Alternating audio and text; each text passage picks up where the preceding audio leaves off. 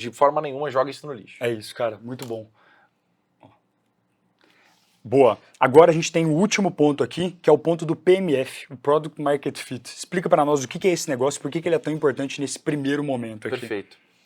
Cara, esse é um termo que ficou muito popularizado, né? Acho que há anos no mundo de empreendedorismo, seja qual for a vertente de empreendedorismo, que é o Product Market Fit, né? Que é assim, o meu produto, o que eu pensei como uma solução, ele tem um fit, né? Ou ele se adequa, ou ele se encaixou no mercado que eu quero atender, né? Ou seja, ele resolve o problema que eu quero resolver de maneira consistente.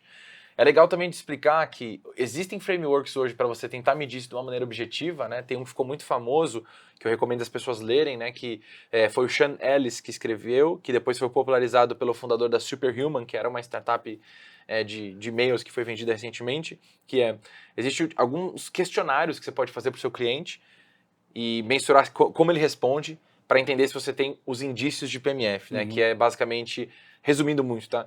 O quão desapontado você ficaria se você não tivesse mais essa solução, né? E se você tem pelo menos 40% dos seus usuários que falam que ficariam muito lá desapontados, você fala, bom, então ele perdendo isso ele teria um problema, né? Tem outras perguntas e tal. Perfeito. Mas o que eu gosto de dizer também é que isso ele não é um ponto fixo, ele é um ponto móvel, né? Então, legal. Usando de novo o exemplo do Facebook. Então, o Facebook foi criado na época do browser e uma época teve um crescimento exponencial, vamos dizer que ele encontrou seu PMF, só que depois veio uma mudança de plataforma, né? As pessoas começaram a ir para o mobile. Perfeito. Se ele não tivesse adaptado, criado uma nova versão, ou até o aplicativo, possivelmente ele teria desaparecido. Mas ele fez um novo processo, achou o PMF de novo. A mesma coisa quando depois, por exemplo, ele viu que foto estava crescendo muito, tinha um Instagram que estava crescendo muito, ele foi lá e resolveu comprar um Instagram. Perfeito. E integrou, e hoje em dia, em muitos países, é o produto mais usado, mesma coisa com o WhatsApp.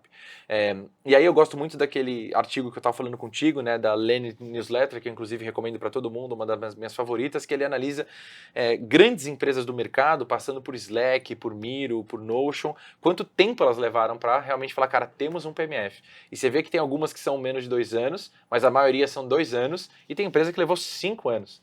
Então, voltando no começo da nossa conversa também do empreendedor, né, e da resiliência e da jornada, entenda que alguns dos maiores negócios do mundo demoraram 2 anos para falar, cara, chama o nosso produto. Perfeito. E por quê? Porque não é só um produto que está bonito, que está funcionando, meus clientes não vão embora, meus clientes não cancelam, meus clientes veem valor, eles estão aqui, né? Eu tenho um modelo de negócio que para de pé, voltando na questão que a gente falou, né, de LTV, de CAC.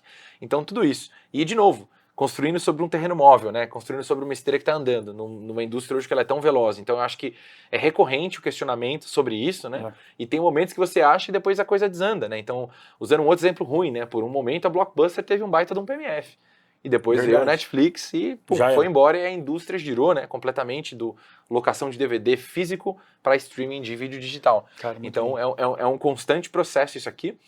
E no fundo o que eu só gostaria de dizer esse é mais um dos conceitos, dos muitos que a gente falou hoje, que eu acho que independente se você está no autofinanciamento, buscando recurso, né, mas se você quer seguir essa jornada, né, que se informe, que se interesse, né, que vá atrás, que leia sobre, e não tem problema, pessoal, acho que a outra dica que eu sempre dou é não tenha medo de ser burro, tá, no bom sentido, de não saber as coisas, de ir lá, de perguntar, de errar, de falar, entendeu?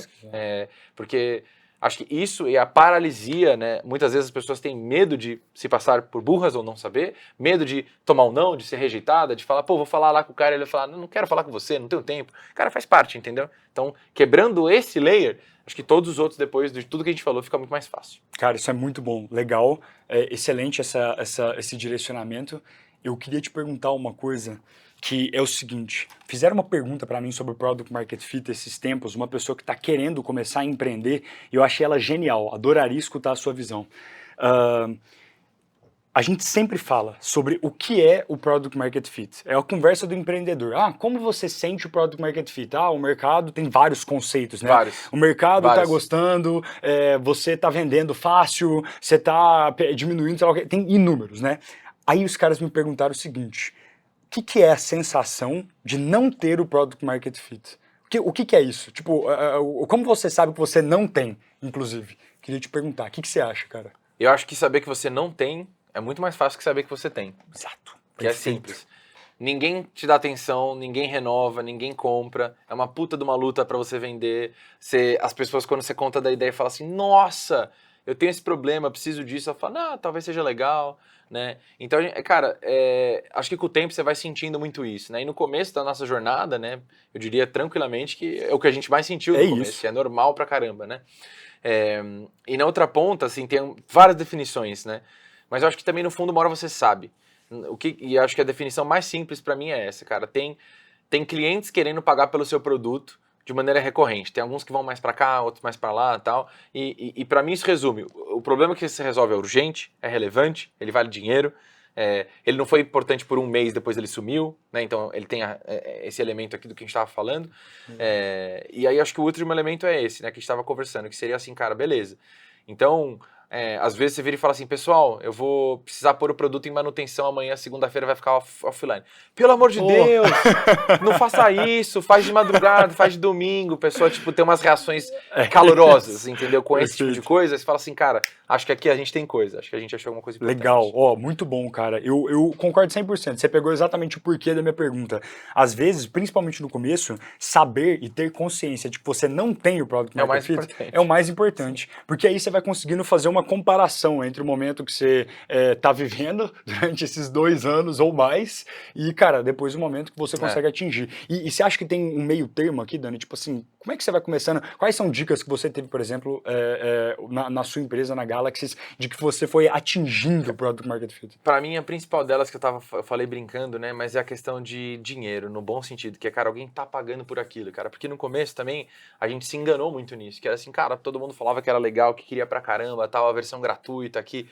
Mas entendeu? E aí quando você começa a colocar, beleza, então quanto que você vai pagar, por quanto tempo? Aí, isso pra mim, a linha final, a linha definidora é alguém que realmente tá pagando. Vou dar um outro exemplo. Hoje, pensa você aí de casa, você tá usando 8 streamings. Quando passa 1 mês, 2 meses, 3 meses que você não tá usando e bate lá no seu cartão, você olha a fatura do cartão lá, o nome do streaming, o que você vai pensar?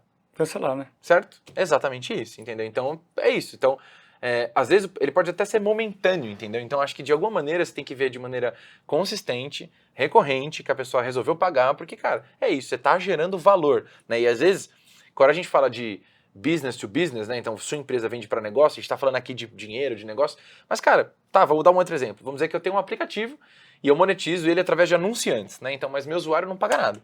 Agora, se meu usuário não loga 6 meses, entendeu? Mesmo sendo gratuito, eu perdi aquele usuário. Perdeu. Na verdade, eu diria que 3 meses, no máximo, hoje em dia, você já perdeu esse usuário. Porque, sei lá, se for um aplicativo de uso mensal, vou procurar passagem de avião, sei lá, tudo bem ele não logar todo mês, mas toda semana, mas enfim. E aí a mesma coisa. Aí, se você não tem isso, uma hora o anunciante não tá tendo resultado, porque ninguém compra quando ele vai, uma hora ele vai embora, entendeu? Então são vários jeitos de você ver isso, mas pra mim tem a ver com